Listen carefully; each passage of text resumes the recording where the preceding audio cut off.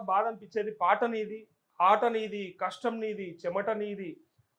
ఎంతైతే ఉద్యమం కోసం నువ్వు ఎంత ప్రయత్నం చేసినావు ఆ కష్టమంతా నీదైతే, ఇయ్యాల కొంతమంది దొంగలొచ్చి ఎట్లా పడితే అట్లా నువ్వు తీసుకునే నిర్ణయం పట్ల నువ్వేదో ప్రజల సొత్తు లెక్క, సరే పాట ప్రజల సొత్తు అయి ఉండొచ్చు, కానీ నీ నిర్ణయాన్ని సైతం వ్యతిరేకించుకుంటా ఇష్టం ఉన్నట్టు మీ గురించి మాట్లాడుతుంటే ఎట్లా మరి? అంటే ఆ దొంగల్ని ఎట్లా మరి కట్టడి చేసుడు?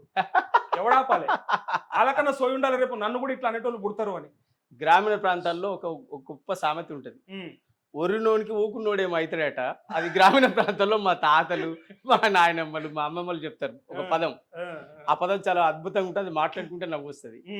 అందువల్ల ఎక్కువ ఎవడైతే బాగా అదే పనిగా పట్టుకొని ఉంటుండ్రో ఆ పనిగా ఉన్నోడు వాళ్ళకి అదే సమాధానం. అంటే బంద్ చేసిరు అనేది. వాడు కూడా ఇట్లనే వాని కష్టం మీద బతకకుండా, వాని కష్టం మీద ఎదగకుండా, ఇట్లా ఎదిగినోని పట్టుకొని వీళ్ళ మీద రాళ్ళేస్తే నాకు పేరు వస్తుందని చెప్పి ఎదిగినోని కొట్టడం ఏందన్నా? దౌర్భాగ్యమైనటువంటి పరిస్థితి. నీ టాలెంట్ నువ్వు నమ్ముకో తప్పులేదు, ఇదేం ట్రెండ్ పడే. నీ కష్టాన్ని నువ్వు నమ్ముకో తప్పులేదు, నువ్వు రాజ్యాన్ని ప్రశ్నించు తప్పులేదు. నీ స్వేచ్ఛ, దాన్ని ఓడి మేము కాదన్నాను, నీ ఇష్టం అది. కానీ ఎవరైతే మన వర్గాల నుంచి ముందుకు పోతారో వాళ్ళను బయటోడోడు అనే బదులు వీడే అంటా ఉంటాడు. అట్లా ఒక ట్రెండ్ తయారైంది, పాటల్లో ఒక ట్రెండ్ తయారైంది, ఉద్యమకారుల రూపంలో ఒక ట్రెండ్ తయారైంది. ఇట్లా రకరకాల వాతావరణంలో తయారైపోయి ఇది ఒక దుర్మార్గమైనటువంటి అలవాటుకు దారి తీసి ఎవరు ప్రజల పట్ల కమిట్మెంట్గా మాట్లాడి పనిచేస్తే, ఇప్పుడు నాకు గోల్ ఉంది, ఆ గోల్ రీచ్ కావాలనుకున్నప్పుడు మొన్న ఒక ఆయనే, మీరు అన్నందుకు గుర్తొచ్చింది, మొన్న ఒక ఆయనే ప్రేమ్ రాజ్ అట సినిమా దర్శకుడు అట. తను ఏ మన జీ తెలుగులో ఎన్నో ఒక ఛానల్ ఆయన సబ్జెక్ట్ నెక్స్ట్ ఏపురు సోమన్నకు 16 నాలుకలు ఉన్నాయి, ఆయన ఏమైనా మాట్లాడగలుగుతాడు అన్నాడు. నేను 32 నాలుకలు కూడా ఉంటాయి నాకు ప్రజల తరపున మాట్లాడడానికి. 32 నాలుకల అవతారం కూడా ఇస్తాను నేను ఒకటికి భయపడేటోని కాదు, ఒక్క నాలుకే ఉండటానికి ఒకరిని భయపడేటోని కాదు. నేను ఎన్ని నాలుకలు అవతారమైన ఎత్తుతా. ఈ ప్రజల ఈ వ్యవస్థ మారాలంటే, ఈ దోపిడీ వ్యవస్థ మారాలంటే, ప్రజల జీవన విధానం మారాలంటే, ప్రజల బతుకులు మారాలంటే ఎన్ని వ్యవస్థలైనా ఎన్ని అవతారాలైనా ఎత్తుతా, ఎన్ని నాలుకలైనా ప్రదర్శిస్తా, వదిలిపెట్టా. ఎందుకు? నాకు గోల్ ఉంది. ఇప్పుడు నీలాగా కుదించబడి ఒక సినిమా తీసి ఆగిపోవాలి, ఒక సినిమాకి డైరెక్ట్ చేసి ఆగిపోవాలనే లక్ష్యం నాది కాదు. నాది విశాలమైనటువంటి ప్రజల ప్రేమించలేనటువంటి ఒక లక్ష్యం. అందువల్ల ఏపురు సోమన్న ఏదైనా సమర్థిస్తాడు, ఏదైనా మాట్లాడగలుగుతాడు అని అంటే, ఏపురు సోమన్న ఒక కాడ ఉండి ఇంకో పాట పాడేది తెలియదు, ఓ కాడు ఉండి ఇంకో కాడ కుట్ర చేసేది తెలియదు, ఓ కాడు ఉండి ఇంకో జెండా మోసేది తెలియదు. ఏడ ఉంటే అన్నే మోస్తా. ఇది నా జెండా, ఇది నా ఎజెండా, నా ప్రజల ఎజెండా, ఇది నా కాన్సెప్ట్ తప్ప ఇంట్లో ఉండి ఇంకో వంత ఎట్లా కొడతా, అందులో ఉండి వీని తరపు ఎట్లా మాట్లాడతా?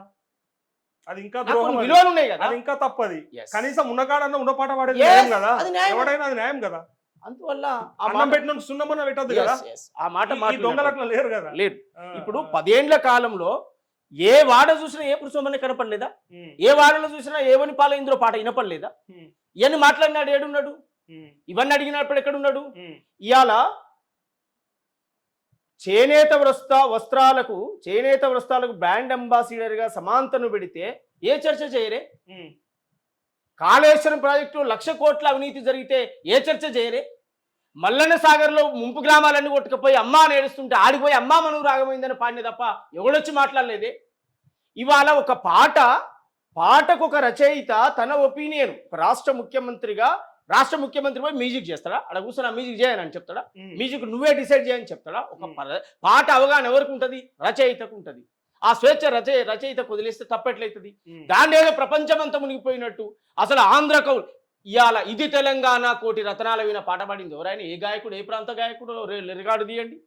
ఆ రోజు జే జే హే తెలంగాణ పాడింది ఏ రికార్డులో పాడింది? ఏ గాయకుడు, ఏ ప్రాంత గాయకుడు? ఇప్పటిదాకా మనం వింటున్న పాట వాడిన గాయకుడు అయితే రామకృష్ణ ఆంధ్ర. మరి అయితే ఆయన ఎవరు? ఆస్కార్ అవార్డు గ్రహీతగా ఇలా ఆంధ్ర తెలంగాణ సంబంధం లేదు. భారతదేశ వ్యాప్తంగా, ప్రపంచవ్యాప్తంగా పేరు పొందినటువంటి ఒక మ్యూజిక్ డైరెక్టర్ తో పాట చేయగానే ఆంధ్రాని ముద్ర వేసారు. కానీ అసలు తెలంగాణ ఉద్యమానికి ఊపిరులుది, పొగ్గొట్టాలుది, మొత్తం పొయ్యిరా చేసి అగిపుల్లలు గీకి అగిపెట్టెలు పెట్టి ఆ రోజే ఇది తెలంగాణ కోటి రతనాల విన ఎట్లా పాటించారు? దీన్ని ఏ మేధావులు మాట్లాడలేదు, ఏ చర్చ మాట్లాడలేదు. కల్వకుంట్ల కవిత మాట్లాడిన వీడియో వస్తుంది. అదే ఆస్కార్ అవార్డు గ్రహీతతో చేయించడం చాలా గొప్ప విషయము అని చెప్పి ఆ రోజు బతుకమ్మ పాట చేయించిన అని చెప్పి. రైట్. అయిపోయి ఏఆర్ రెహమాన్ చేశాడు. మరి ఆయన ఎవరైనా ఏఆర్ రెహమాన్ తెలంగాణ బిడ్డ. బతుకమ్మకు ఏఆర్ రెహమాన్ సంబంధం ఏంటి ఉమ్, అంటే ఇది అర్థం చేసుకోవాల్సింది ఏంటి, కవులకు కళాకారులకు ప్రాంతాలతో సంబంధం లేదు. ఈమెకి తగాదా పెట్టడానికి చూస్తున్నట్టు అనిపిస్తా ఉంది. ఆయనకు మైండ్ తట్టాలి, ఆయన మనసుకు రావాలి, స్పందించే గుణం ఉన్నవాడు కవి గాయకుడు కదా, ఉమ్, స్పందించే తత్వం ఉండాలి కదా, మంచి మనసున్నోడు కావాలి కదా, ప్రజల పట్ల బాధ్యత ఉన్నోడు కావాలి కదా, పాట పట్ల ప్రేమ ఉన్నోడు కావాలి కదా, ఉమ్, ఉమ్, వాళ్ళు చేస్తే సరిపోదా? అందువల్ల ఇది ఒక కావాలని టీఆర్ఎస్ పార్టీ ఒక గుంపును తయారు చేసింది. మొన్నటిదాకా కాంగ్రెస్కు మద్దతు ఇచ్చిన గుంపును ఇవాళ కాంగ్రెస్ పార్టీ మీద ఎగబట్టడం కోసం ఒక్కొక్క జర్నలిజం ముసుగులో ఉన్న కొంతమందిని, మూవీ డైరెక్షన్లో ఉన్న కొంతమందిని, మేధావి వర్గంలో ఉన్న కొంతమందిని, వీళ్ళందరినీ ఒక పోగేసి రేవంత్ రెడ్డికి కాంగ్రెస్ ప్రభుత్వానికి వ్యతిరేకంగా మాట్లాడే ఒక టీమును తయారు చేసి ఒక్కొక్కరిని దించుతా ఉంది. ఖబర్దార్ బిడ్డలారా, గుర్తుపెట్టుకోండి, నేను ఈ ఛానల్ ద్వారా నేను గుర్తు చేస్తా ఉన్నా, ఇక్కడ 10 ఏండ్లు కష్టపడి సాధించుకున్నాం కాంగ్రెస్ ప్రభుత్వాన్ని. 10 ఏండ్లు ఆటాడి పాటబాడి తిండి తినక నిద్రపోక అగోమరాత్రులు కష్టపడితే ఇవాళ కాంగ్రెస్ ప్రభుత్వం వచ్చింది. కాంగ్రెస్ ప్రభుత్వాన్ని కానీ రేవంత్ రెడ్డి గారిని కానీ ఒక్క మాట మాట్లాడినా కూడా దీనికి కవులను కళాకారులు ఏదో అవమానించరని అపవాదించరని, ఒరే వెదవల్లారా, 10 సంవత్సరాల కాలం పాటు జయ జయ హే తెలంగాణ అనే పాట మరుగున పడిపోయి ఆ పాటను ఉనికి లేకుండా చేస్తే ఇవాళ ఆ పాటను అద్భుతంగా వెలుగులోకి తీసుకొస్తున్నటువంటి కాంగ్రెస్ ప్రభుత్వాన్ని, గౌరవ ముఖ్యమంత్రి రేవంత్ రెడ్డి గారిని అభినందించండి. మీకు మనసుంటే అభినందించండి. ఒక దళితుడు రాసిన పాట, ఒక పేద వర్గం అట్టడుగు వర్గాల్లో నిరక్షరాస్యుడిగా రాత్రి బడి చదువుకున్నటువంటి కవి వాగ్గేయకారుడు తెలంగాణకు అహంకారం గురించి మాట్లాడుతారు ఇవాళ. అంటే లేదా అహంకారం